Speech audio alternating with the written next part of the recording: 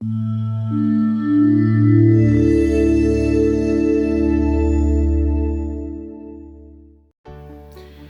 assalomu alaykum, hurmatli aziz obunachilar. Bugundan biz yana o'z faoliyatimizni boshladik.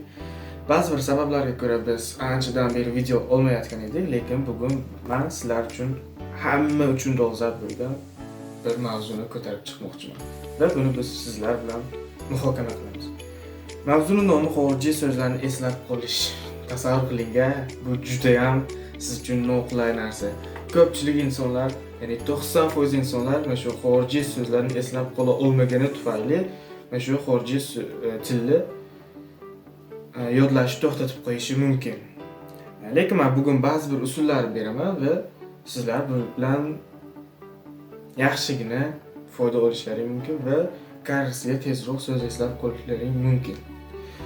Sizlarni ko'p kuttirmagan holda bugun videoni boshlashga qaror qilamiz.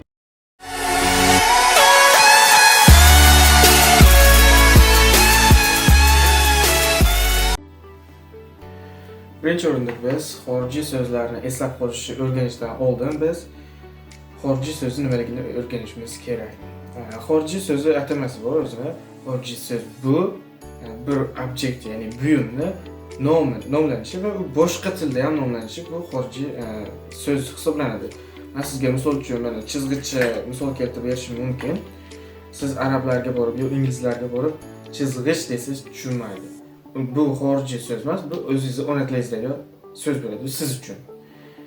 Siz arablarga borib misqorotun desangiz u tushunadi. Ha, sen chizg'ich deyapsan deb o'zini tilida aytishi mumkin. Yoki inglizlarga borib ruler desangiz u tushunadi. Bu ruler so'zi biz uchun xorijiy so'z hisoblanadi, arablar uchun esa xorijiy so'z hisoblanmaydi. Bu o'zini ona tilidagi, ya'ni ingliz tilidagi so'z hisoblanadi.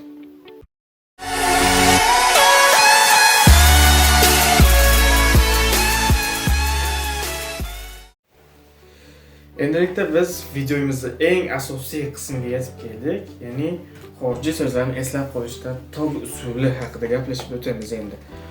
Tog usulini men qisqacha sizga tushuntirib beraman va bir amaliy mashg'ulotni ham ko'rishimiz mumkin. Tog usuli 3 ta katta harflardan iborat, buni bilasiz. T, O, G. Tarjima, obraz va garmonizatsiya hisoblanadi. Birinchi o'rinda siz xorijiy so'zni olasiz, ikkinchi u so'zni tarjimasi, shu so'zni o'ziga bitta obraz topasiz va unga garmonizatsiya qilasiz. Obraz deganda menimcha siz noto'g'ri narsani tushundingiz, lekin hozir sizga yaxshiroq tushuntirib berishim mumkin. Birinchi o'rinda biz endi amaliy mashg'ulot qilib ko'ramiz. Kalbun, ya'ni 5-6 ta so'zlardan birinchisi bu kalbun. Ya'ni kalbun bu arabcha so'zdan olingan va it degan ma'noni anglatadi. Endi biz bunga birinchi o'rinda tarjimasi it deyildi, endi obraz. Bu kalbu desangiz bo'ladi. Masalan, bu xorijiy so'zga obraz topishda xorijiy so'zga qanaqadir o'xshab ketadigan so'z bo'lishi kerak yoki shu so'zni eslatib oladigan biror qanaqa narsa bo'lishi kerak. Qanaqadir bog'lovchi narsalar hisoblanadi. Kalbun, ya'ni kalbu desangiz bo'ldi. Keyin garmonizatsiyada tasavvur qilasizda, oldingizda bitta it turibdi, shu itga qarab turib keyin yoningizda yana bitta odam bor. Bu odamga siz aytasiz, bu kalbu deysiz. Yo'q, bu kalb emas deb, kalbu deb 5-6 marta takrorlasangiz, bu esingizda yaxshiroq qoladi. Yana bir qonun bor. Qonuni shundan iboratki, miya vizualizatsiyalar orqali eslab qolgan ma'lumotlarni yaxshiroq esda saqlay oladi. Ya'ni qolganlarga qaraganda. Endi biz kalbuni ko'rib chiqdik. Endi artificial inglizcha so'z va sun'iy deyilgan ma'nosi bor. Artificialga biz birinchi o'rinda archa, art deyilganda archa deb olishimiz mumkin. Artificialda tufli deb olishimiz mumkin. Archa va tufli. Tasavvur qilasiz, sun'iy archa oyoq chiqarib, shu tuflini kiyib ketgan. Qayerda tufli turgan va shuni kiyib qochib ketgan. Yangi yilda archa turibdi, tasavvur qilasiz.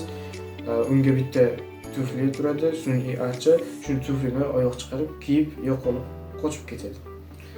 Buni 5-6 marta artikulyatsiya qilib takrorlashingiz kerak bo'ladi. Bu xuddi inglizlardek takrorlashingiz kerak. Ya'ni qaysi tilda bo'lsa shu tilda. Masalan, arabchani o'rganyapsizmi? Arablardek. Inglizchami? Inglizlardek. Mana shuni yaxshiroq qilsangiz, talaffuzni o'zidan ham tushunib olishingiz mumkin hisoblanadi. artificial deb 5-6 marta takrorlaymiz. Uchinchi so'zimizga yetib keldik. Yabloko. Yabloko so'ziga blok deb olishimiz mumkin yoki iPhone deb olishimiz mumkin. Ya'ni Apple yabloko deb aniqlaymiz-ku, tishlangan olma. Telefon tasavvur qilaylik va o telefonda blok qo'yib qo'yganmiz. Endi blokni ocha olmay o'zimiz scrolllamay turibmiz va 5-6 marta yabloko deb tasavvur qilishimiz kerak. Endi so'nggi so'zimiz, ya'ni yurista, koreyscha so'zdan olingan va oshpaz degan ma'nosi bu. Endi biz yurista so'ziga yurist deb olishimiz mumkin. Qaysidir yurist oshxonada oshpazlik qilayotganini tasavvur qilamiz. Yurista oshpaz, yurista takrorlaymiz birgalikda. Va oxirgi yana bitta so'zimiz bor ekan. Bu yaponcha so'zdan boshi deyilgan ekan. Boshi so'zining ma'nosi qalpoq ekan. Endi biz boshiga o'zi как раз mos keladigan narsa bosh. Boshda qalpoq turibdi. Shuni tasavvur qilsangiz, o'zi mantiqiy bog'liqlik bilan ham o'zi yaxshiroq esda qolishi mumkin. Va 5-6 marta takrorlaymiz. Boshi. Kimdir boshda qalpoq turibdi. Uni siz bolta bilan chop tashladingiz, nima qilsangiz ham yaxshiroq bo'ladi. Unga yana qo'shimcha narsalar qo'shsangiz, esingizda qolishi yana ham yaxshiroq hisoblanadi. Xorijiy so'zlar eslab qolish, ya'ni tog usuli mana shu narsadan iborat. Bu juda ham mantiqiy narsa hisoblanadi va mnemonikada, ya'ni eslab qolishda eng tez usul, ya'ni xorijiy so'zlarni eslab qolish bo'yicha eng tez usul mana shu usul hisoblanadi. Va buni dunyo rekordi bo'yicha aytadigan bo'lsak, 5 minut ichida 67 ta so'z eslab qolingan. Bu juda ham katta natija, to'g'rimi? Shaxsan men o'zimning natijam 5 minut ichida 40 ta so'zni 90% natijaga eslab qolganman. Bu narsa sizni ham qo'lingizdan keladi, faqatgina bunga ortiqcha yana kuch mehnat talab qiladi va ko'nikmani shakllantirish uchun yana energiya ham kerak bo'ladi. Intizom, energiya hammasi kerak bo'ladi.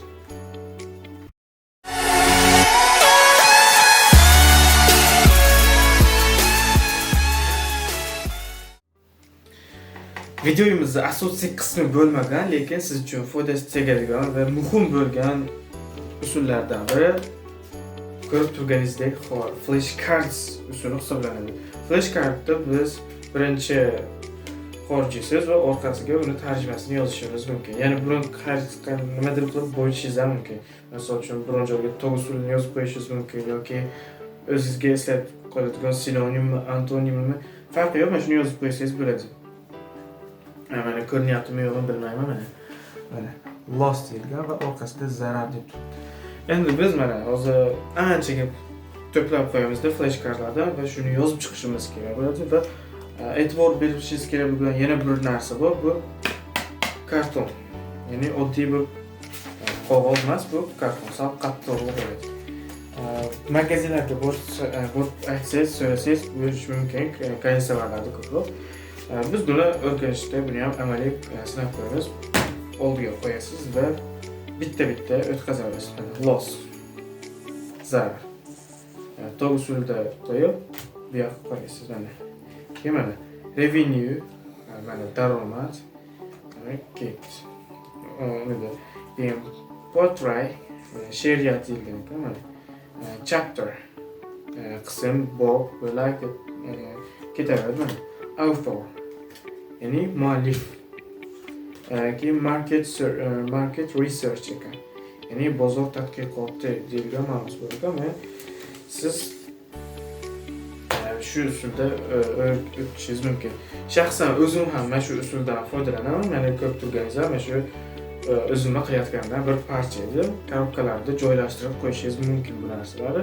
Ya'ni ikkita korobkangiz bo'lsa, birinchisi yodlanish kerak va ikkinchisi yodlab bo'lingan so'zlar deyiladi. Mana yana ko'rishingiz mumkin. Hammasi so'zlar bor. Orqasida bular tarjimasi. Va orqasidagi tarjimalarni iloji boricha siz boshqa ranglarda qilsangiz ham bo'laveradi, farqi yo'q. Flashcardda asosiy narsasi bu o'zimizni shunday yo'l qilish, ya'ni daftarga chizib o'rganib o'tirishimizdan bu ancha samaraliroq hisoblanadi. hech qisi yo'q. Biz nima qilamiz? Bitta xatoyimiz bor. So'zni yozamiz, bu yerda tarjima so'z, deb bizda ketma-ket bo'ladi. Ya'ni siz she'rga o'xshatib yo'lda bo'lgan bo'lasiz. Ya'ni ketma-ket o'rgangansiz. Xohlagan joydan so'rasa bilmaysiz. Mana shunda sizga zarar keltirishi mumkin. Bu xorijiy so'zda siz tezroq gapirishingiz kerak bo'lsa, siz farq qilib aralashtirib yo'llab tashlashingiz kerak bo'ladi. Masalan, buni aralashtirib turib, mana misol uchun aralashtirib turib, xohlagan joyingizdan, ya'ni boshlab ketishingiz mumkin hisoblanadi. Mana shunaqa gaplar. Bugungi hozir usulimiz ham o'z nihoyasiga yetdi. Bu juda ham samarali usul. Sizlar uchun foydalanishlaringizga tavsiya beraman.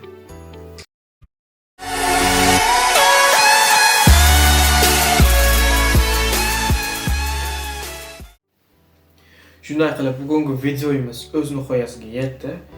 O'ylaymanki, bu mavzu hammaga qiziqarli, foydali va hamma uchun manfaatli bo'ldi deb o'ylayman.